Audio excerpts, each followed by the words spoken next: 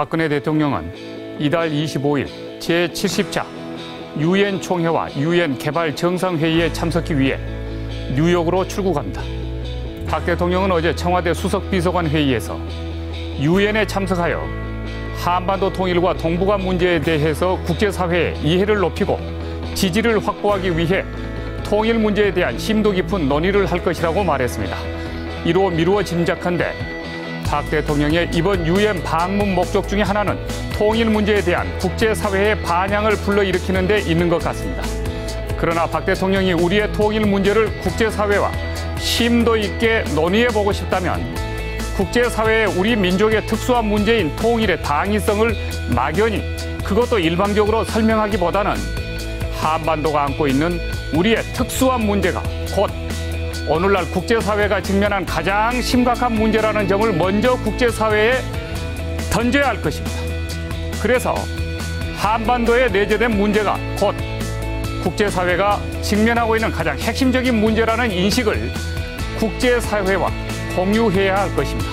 그렇게 함으로써 국제사회의 관심을 일단 한반도로 끌어들이고 그 문제의 심각성을 공유해서 국제사회의 공감을 얻어나가는 단계로 가야 할 것입니다. 그럼 오늘날 한반도의 특수한 문제이면서 국제사회가 직면하고 있는 가장 심각한 공통의 문제는 어떤 것들이 있을까요? 그것은 다음에 세 가지라고 생각합니다. 첫째, 핵 문제입니다. 둘째, 빈곤 문제입니다. 그리고 셋째, 난민 문제입니다. 이 세 가지 문제는 지금 인류 세계와 국제사회가 안고 있는 가장 심각하고도 위협적이며 골치 아픈 문제들입니다. 그런데 한반도는 이 인류의 가장 심각한 문제들을 모두 안고 있습니다. 핵과 빈곤과 난민 문제는 모두 생명 위협의 문제들이자 인류 재앙의 문제들입니다. 국제사회의 핵 감축 노력으로 핵무기가 줄어들고 있지만 다른 한편에서는 핵 개발이 진행되고 있습니다. 북한이 이에 해당됩니다. 현재 영양실조에 처한 전 세계 인구수는 약 7억 9,500만 명으로 최악의 빈곤층이 줄고 있지만 다른 한편에서는 빈곤 문제가 악화되고 있습니다. 북한이 이에 해당되는 국가입니다.